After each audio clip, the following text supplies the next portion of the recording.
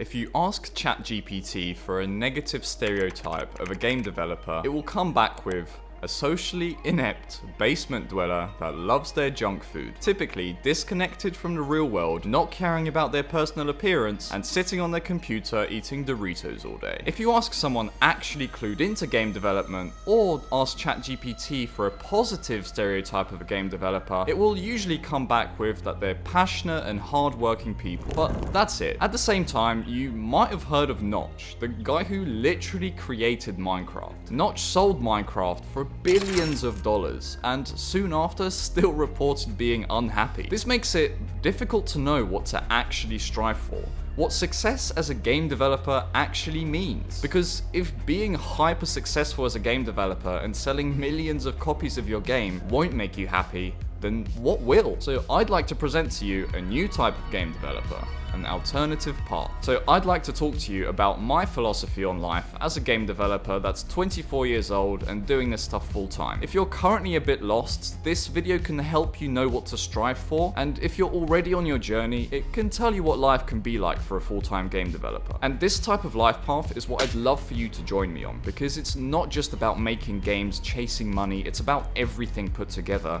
and ensuring you're happy overall as a person. First of all, and most importantly, you can be a game developer and at the same time be absolutely fucking jacked. I remember watching Code Parade's Day in the Life video a couple of years ago, and he finally made me realize that I'm not alone in this. Game developers don't have to be scrawny, they don't have to eat Doritos all day, they can also care about their fitness. Personally, I've been working out on and off for about 6 years now, but I wasn't always this absolute unit that I am now. I actually used to be very overweight just a few years ago. I don't know about you, but I've always liked my food. I used to love just picking up multi-pack chocolate bars from the shop, like packs with like 4 or 5 full-size chocolate bars. That didn't even last a day in my house. If I was lucky, I'd get 2 days out of one. And my typical McDonald's order was a large meal of some description, whatever I was feeling at the time, and 5 cheeseburgers. And I would order this about 3 to 4 times per week. This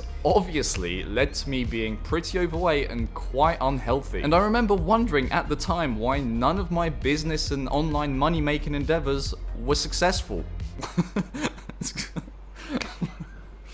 In the past 6 or so years, I've been working out on or off, but 4 years ago, I had a really bad period. There's something in the gym called dirty bulking, which is essentially like, bulking is a period of gaining muscle. But if you dirty bulk, it's essentially just an excuse to eat a lot. And that's exactly what I did. At my worst, I was about 105 kilos, and I think that's like 235 pounds. And this is what I looked like. After I finally decided to start taking the gym seriously again, I also started running, and I lost about 60 pounds in 6 or 7 months, and this is what I looked like after. After I lost all this weight was when I finally started getting some traction online. Before this, I had been doing stuff for about 3 or 4 years, but in reality, I was just wasting my time. There's something magical about just taking care of your body and working out. I mean, I'm in Thailand right now, and I've started doing Muay Thai recently. Do you know how easy it is to come back home and work on your game when you've literally just come back home from getting your ass kicked for an hour? Sitting there and working is easy in comparison.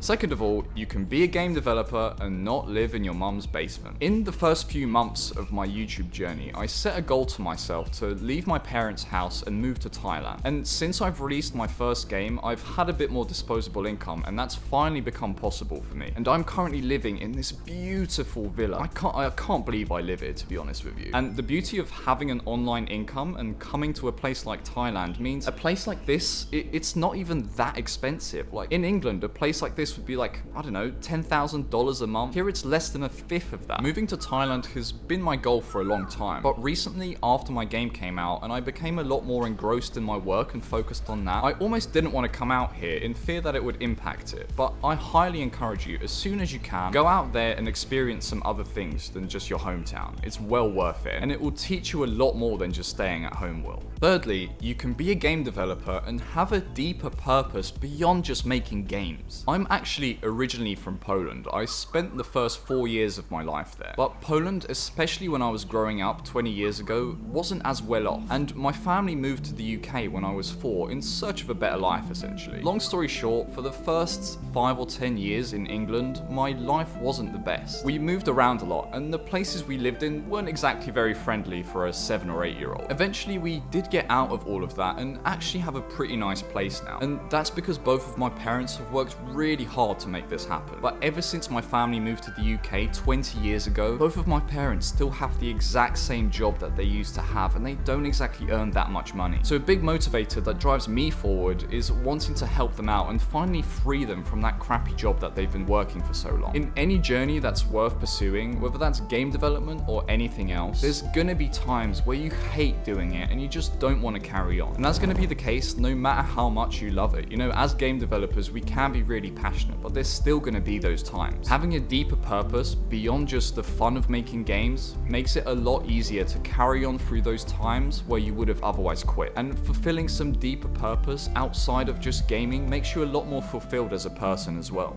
The fourth thing, and this might be a bit controversial, but you can be a game developer and also care about making some money. I feel like money is a topic people are quite careful in, especially in game development, but also a lot of other niches, and understandably so. It's okay to want money to give you and your family a better life. There's no shame in that. And I'm saying that to you just as much as I'm saying that to myself. When I sat down to record this video with this amazing background, I had some second thoughts about it. But anything you do is either going to inspire someone or discourage them. And I don't think you should have any shame about it. And money doesn't always have to be selfish. You know, like I spoke about, a big part of wanting to make money for me is to help my family out. But don't let people tell you that it's bad to treat yourself every once in a while, especially if you can easily afford it. You know, revolving your entire life around materialism is a really bad thing, and it will never lead to fulfillment. But at the same time, it's stupid just to make money and just let it sit there and never use it for anything. One thing I did want to mention is don't fall into this trap of thinking that game development is some magic pill that will make you tons of money. Yes, it's more than possible to make money, and if you put your mind to it, you will make money from it, just like anything else. But it's far from the easiest method. It is hard, but if game development is the thing that you really want to pursue, then it would be silly to pursue something else just for a little bit more money here and there. Like I said, it's difficult, but it's definitely possible if you put your mind to it and you keep improving. So to summarize, none of the things I've listed in this video are normally associated with game developers. I think we should add all of those things to the list. So if a similar life path to mine is what you want to go on, welcome. My name is Brian, and I teach game developers how to become more successful. I'm still learning on the job, and I'm not gonna act like I know everything, but what I do know is